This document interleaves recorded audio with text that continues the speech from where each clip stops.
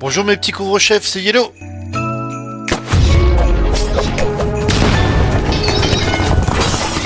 Dans cette vidéo, nous allons parler des bonnets de Noël et de la façon de dessiner leur forme et leur matière très facilement. Alors pour commencer, je vais vous faire voir la forme d'un bonnet assez long et souple. Pour le côté moumoute, on va partir sur de la laine de mouton et en support, on va se servir comme base du bonhomme de neige de la vidéo numéro 2 du calendrier de l'Avent. Je repasse la silhouette de mon bonhomme de neige sur tablette graphique. Si vous voulez me suivre, dessinez votre bonhomme de neige au crayon, juste en trait de construction, ça suffit.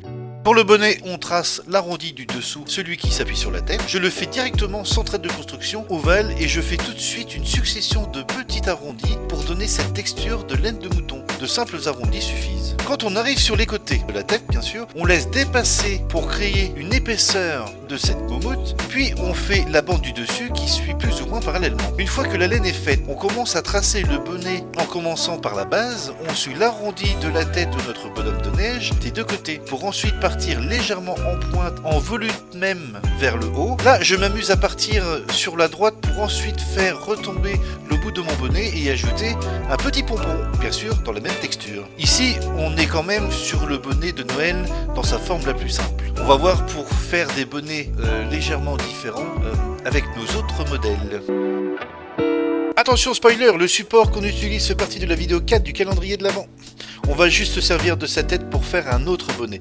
Sur ce dessin-là, je fais des traits de construction pour faire le bonnet, pour être un peu plus précis. Donc là, même procédé que tout à l'heure, on commence par la moumoute qui repose sur la tête en faisant un arrondi. Ensuite, on suit la forme du crâne de notre sujet pour faire la suite de notre bonnet. Là, j'ai décidé de faire un bonnet un peu plus court, un peu moins tombant. Justement, un bonnet qui se tient mieux avec un gros pompon cette fois-ci.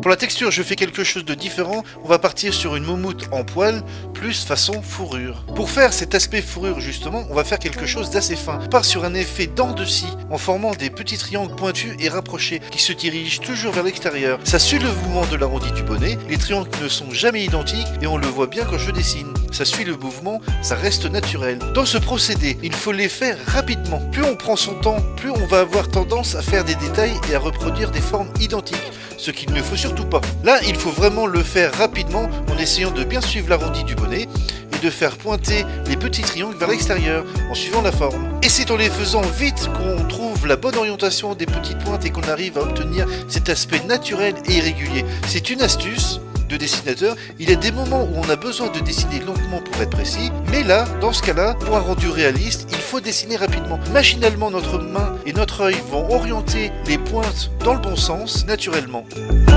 On va regarder ensemble ce que ça donne avec de la couleur pour le rendu final.